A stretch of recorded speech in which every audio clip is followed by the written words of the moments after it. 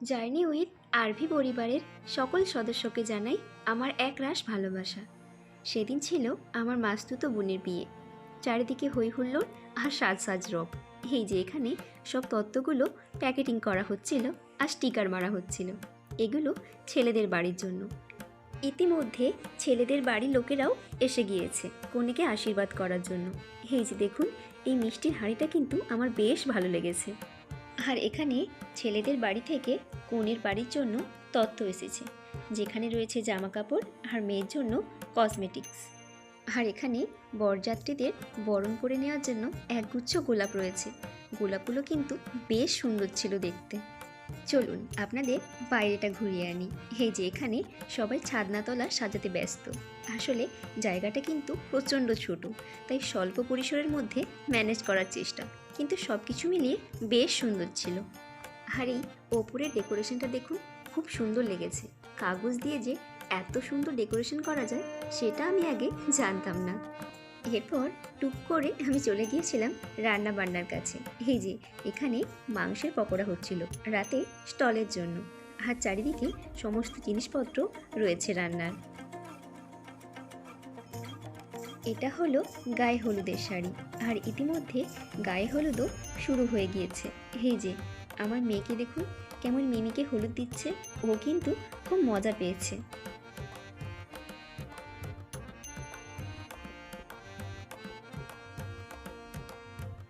গায়ে হলুদের পর আমরা সবাই পুকুর ঘাটে এসেছি। এই যে মাসি গঙ্গা পুজোর প্রস্তুতি শুরু করে দিয়েছে।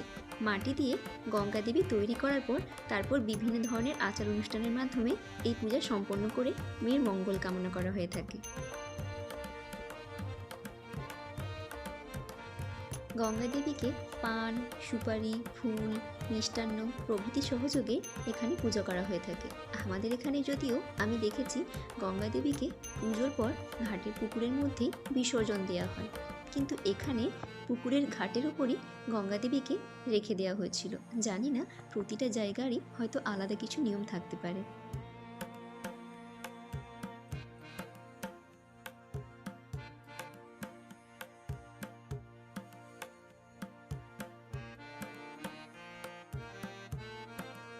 এরপর মাসি নিতকনে আর কনেকে বরণ করে নিচ্ছে।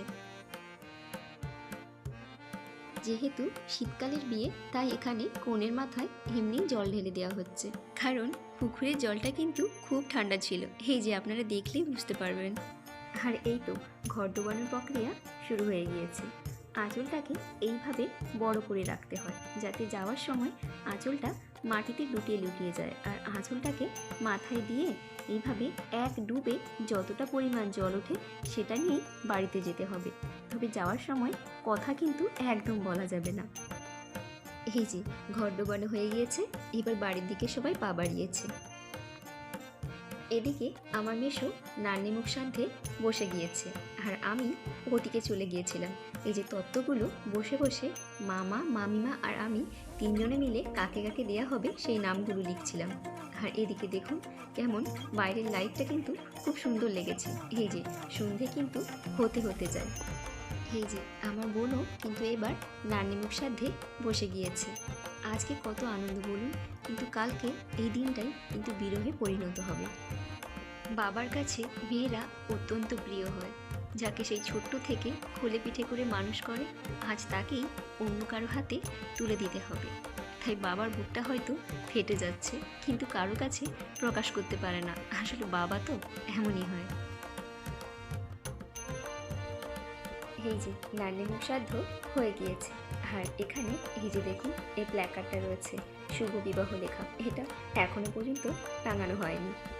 সন্ধ্যা হয়ে গিয়েছে, মাসি তাই মন্দিরে সন্ধ্যা দিতে উঠেছে।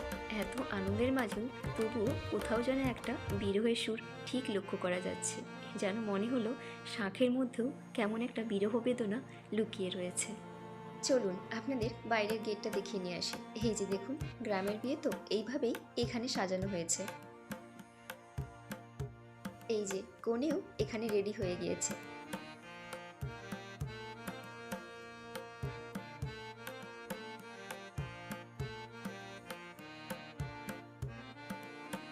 আমার মনে হয় সম্ভবত রাত্রি 9:45-এ লগ্ন ছিল। এই যে বরবাবু চলে এসেছেন, আর এখানে সবাই হাসাহাসি করছিল, কারণ মাসি বরের থেকে অনেকটাই ছোট ছিল। আর এখানে মাসি বরকে বরণ করে নিচ্ছিল, তাই সবাই খুব মজা করছিল। আসলে এতটাই ছোট হয়ে গিয়েছে মাসি যে সবাই মজা করছিল। এই যে এখানে বরকে ঠকানোর জন্য আমরা এসে হাজির, কিন্তু বর কিছুতেই আমাদের পাতা ফাঁদে পা দিচ্ছিল না, তাই তর্ক বিতর্ক বেশ কিছুক্ষণ ধরে চলছিল।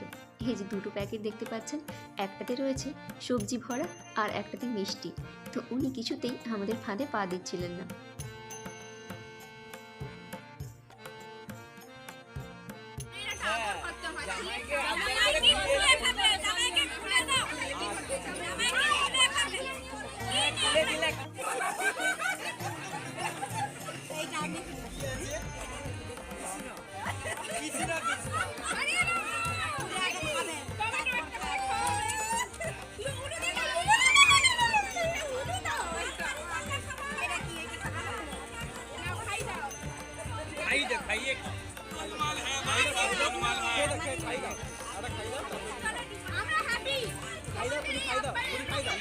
ঠিক আছে, আমি ভালোবাসা দিচ্ছি আপনাকে।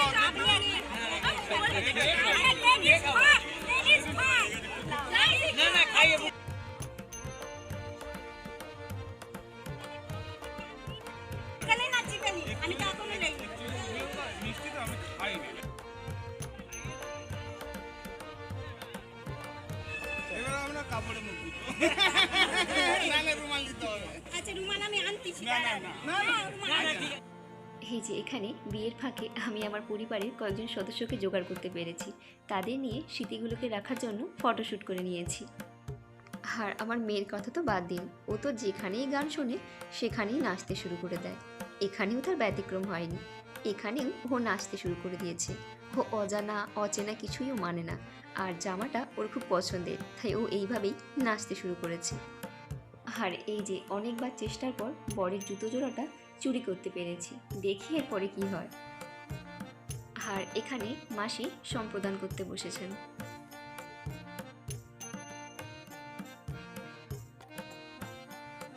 এরপর মাসি আংটি দিয়ে জামাইবাবুকে আশীর্বাদ করছে।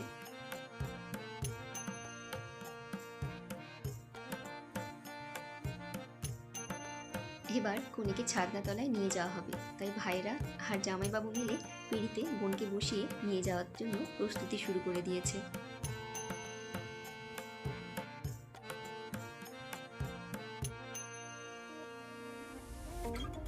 এই যে এবার কিন্তু শুভ দৃষ্টি হবে।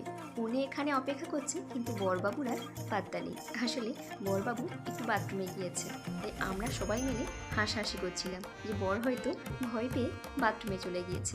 এটা নিয়ে অনেক টোনও কেটেছে। ওই যে বরবাবু এসে পড়েছেন এবং লজ্জাও পেয়ে গিয়েছেন। এখন তো শর্টকাটের বিয়ে, তাই এখানেই বরের সামনে 7 পাক ঘোরানো হয়ে যাচ্ছে। এই যে শুভ দৃষ্টিও কিন্তু শুরু হয়ে গিয়েছে, আর আমি অনেক দূর থেকে ফটো ক্যাপচার করছিলাম বলে আমি কিছুই শুনতে পাইনি, তবে এখানে একটা মজার শ্লোক বলা হয়েছিল, যার ফলে সবাই খুব হাসাহাসি করছিল। আর মালা বদলটাও কিন্তু এখানেই হয়ে যাচ্ছিল। চোর পড়েছে, চোর পড়েছে, ভোলানাথ ঘোড়ইয়ের বাড়িতে চোর পড়েছে। হাত বন্ধন পা বন্ধন দেবতা বন্ধন করি, নামটি আমার অন্তরা, সুন্দর নগরী বাড়ি। ধর রে বোন ধর, শক্ত করে ধর, অনেক খুঁজে পেয়েছি তোর মনের মতো বর। কোথা থেকে এলেন আপনি, কী বা আপনার নাম, কী বা আপনার পরিচয়? বোন হাতখান ছাড়, ছি ছি ছি ছি, এ কী কেলেঙ্কারি, ভদ্রলোকের কন্যা চুরি। গ্রাম হাড়িঝামা, পোস্ট হাড়িঝামা, জেলা পূর্ব মেদিনীপুর। চোরকে কিছু শাস্তি দিন, আমায় কিছু পুরস্কার দিন। 1-2 টাকা নেব না, 3001 টাকা ছাড়া এই হাত কিছুতেই খুলব না। টাকা যদি না পাই নিয়ে যাব থানায়, বড়বাবুর হাতে তুলে দেব, বড় কেসও জুড়ে দেব। মাসে মাসে গুনবেন টাকা, জামাইবাবুর পকেট হবে ফাঁকা। জামাইবাবু কমলা লেবু, পকেট ভরা পান, টাকা যদি না পাই করব অপমান।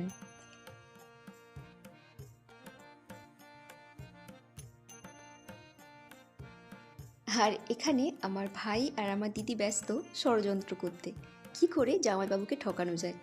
সেফটি পিন দিয়ে জামাইবাবুর পাঞ্জাবিটিকে আসনের সঙ্গে বাঁধা হয়েছে, কিন্তু জামাইবাবু বুঝতে পেরে গিয়েছে, তাই এই তর্ক বিতর্ক চলছে। নিজের স্মৃতিকে অক্ষুণ্ণ রাখতে বড়মশাই এখানে বউয়ের একটা ছবি তুলে নিচ্ছে। বেশ কিন্তু মজার লাগছিল।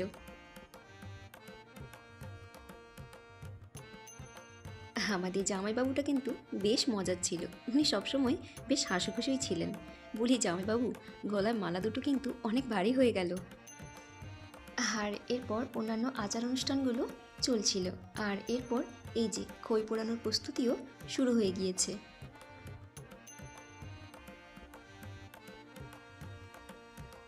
আর এই যে সিঁদুরদানও হয়ে গিয়েছে। এরপর ছিল আমাদের ঘর ঘেরার পালা।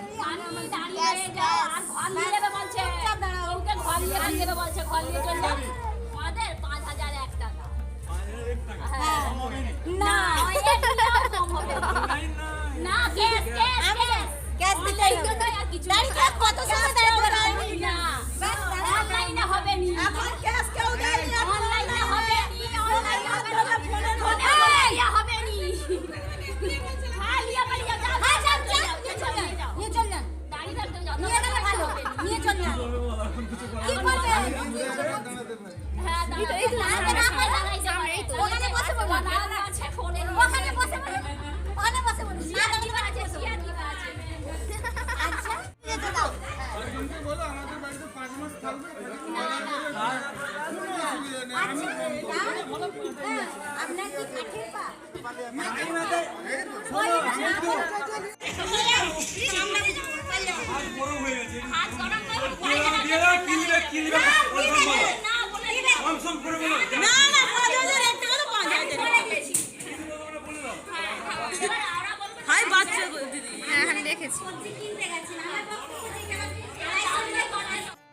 অনেক দৌড়াদৌড়ির পর জামাইবাবু আমাদের দাবি মিটিয়ে দিয়েছেন, তাই উনি ভেতরে আসতে পেরেছেন।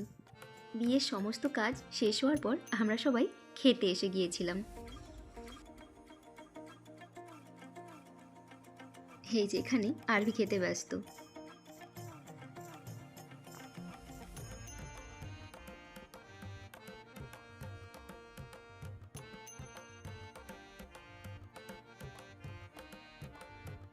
গ্রামের বিয়ের অভিজ্ঞতা আপনাদের সঙ্গে আমি শেয়ার করলাম। আপনাদের যদি ভালো লাগে অবশ্যই আমার চ্যানেলটি সাবস্ক্রাইব করে আমার পাশে থাকবেন।